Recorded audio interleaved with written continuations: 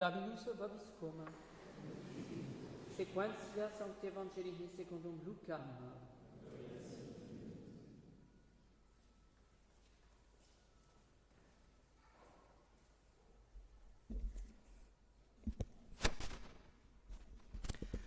En ce temps-là, Jésus dit à ses disciples, demandez et l'on vous donnera, cherchez et vous trouverez, frappez et l'on vous ouvrira. Car quiconque demande reçoit, qui cherche trouve, à qui frappe on ouvrira. Quel père parmi vous, quand son fils lui demande du pain, lui donnera une pierre, quand il lui demande un poisson, lui donnera un serpent, ou quand il demande un œuf, lui donnera un scorpion. Si donc vous, tout mauvais que vous êtes, vous savez donner de bonnes choses à vos enfants, combien davantage votre Père du ciel donnera-t-il l'Esprit Saint à ceux qui l'en prient.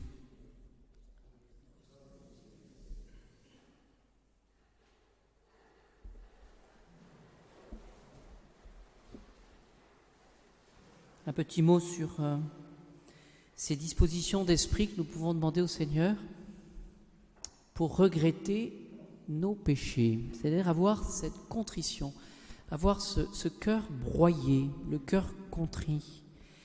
Et nous pouvons dire qu'il y a deux façons finalement de regretter le péché.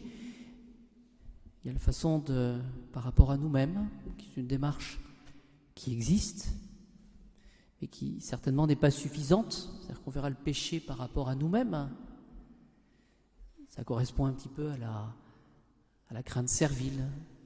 Et cette crainte qui fait que finalement on va faire le bien, mais parce qu'on a peur du châtiment. Il y a cette démarche aussi d'orgueil par rapport au péché. Comment moi suis-je capable de pouvoir commettre tel péché? Comment puis-je vivre avec tel péché? Et ce que nous pouvons travailler, du moins le demander ce soir, c'est d'entrer dans cette contrition, vertu surnaturelle, c'est-à-dire animée de principes supérieurs, et de regretter le péché, non pas par rapport à nous-mêmes, mais par rapport au bon Dieu.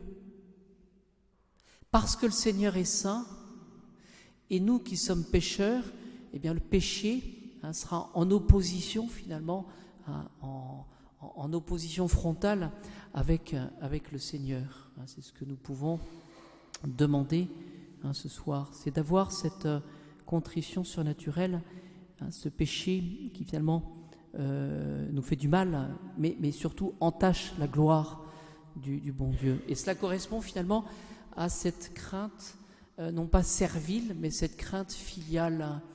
La crainte filiale, vous le savez, c'est que je vais regretter, je vais avoir ce désir de changer, mais par rapport au bon Dieu. Par rapport au bon Dieu. Et essayons d'entrer dans ce mystère. Alors, l'évangile de cette messe votive, finalement, il est question de la prière. Demandez, l'on vous donnera, cherchez, vous trouverez, frappez et l'on vous ouvrira. Finalement, ce que cela suggère, c'est que par notre prière, qui s'adresse au Seigneur, eh bien, nous demandions cette grâce de regretter nos péchés, c'est-à-dire finalement d'avoir la lumière sur la sainteté de Dieu et finalement laideur de notre péché.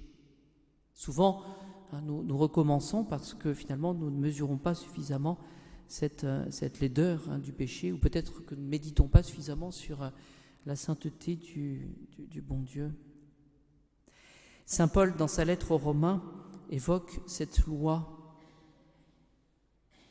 que nous avons de prendre plaisir à la loi de Dieu, mais il y a aussi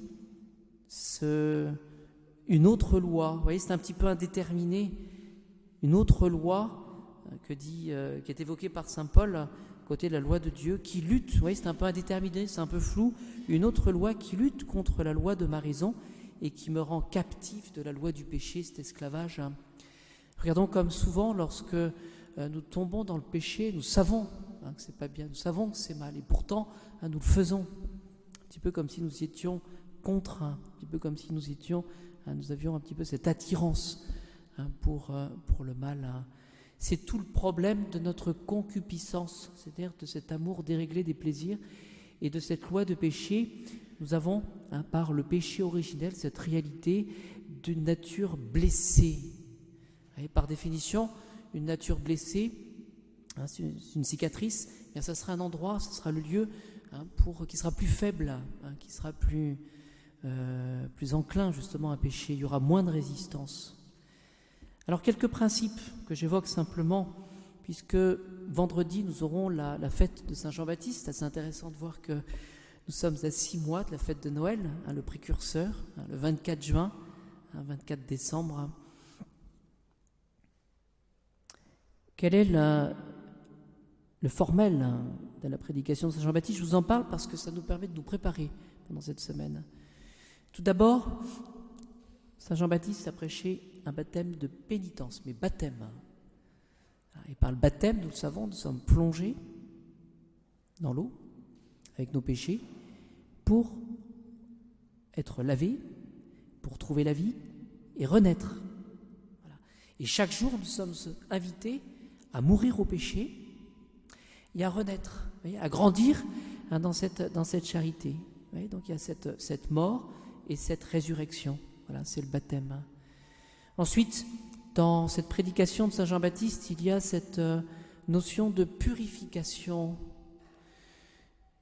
Et il ne s'agit pas seulement de séparer ce qui est pur ou impur, comme c'était dans la loi mosaïque, mais déjà, il y a cette annonce qui sera de la prédication du Christ, qui sera donnée ensuite, de séparer le bien du mal. Et à ce niveau-là, il me semble que nous pouvons réfléchir aussi où trop souvent, nous voulons faire le bien, mais plus ou moins avec le mal. C'est-à-dire qu'on voudrait faire cohabiter les deux. Pourquoi ? Parce que c'est difficile d'extirper le mal dans nos actions, d'avoir cette pureté d'intention. Donc essayons de demander au Seigneur de bien comprendre cela. Et il s'agit non pas de purifier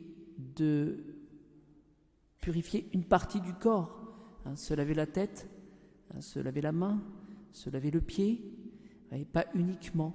Ce que le Christ Jésus va annoncer et ce que Jean-Baptiste va annoncer comme précurseur, c'est ce qui nous est demandé, c'est cette immersion totale. Cette immersion totale.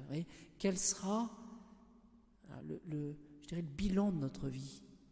Est-ce que j'aurais vraiment, en dépit de toutes mes imperfections, en dépit des difficultés que j'aurais pu rencontrer, mais est-ce que j'aurais vraiment voulu servir le Christ à travers mon devoir d'État?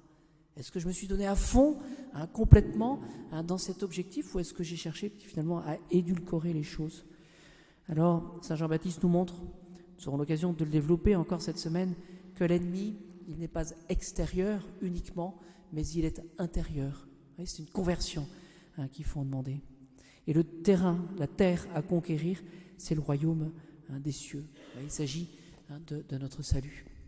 Alors je célèbre la messe ce soir, une intention de neuvaine pour la famille Fouchier, et puis j'y ajoute aussi le décès d'une personne suite à un cancer.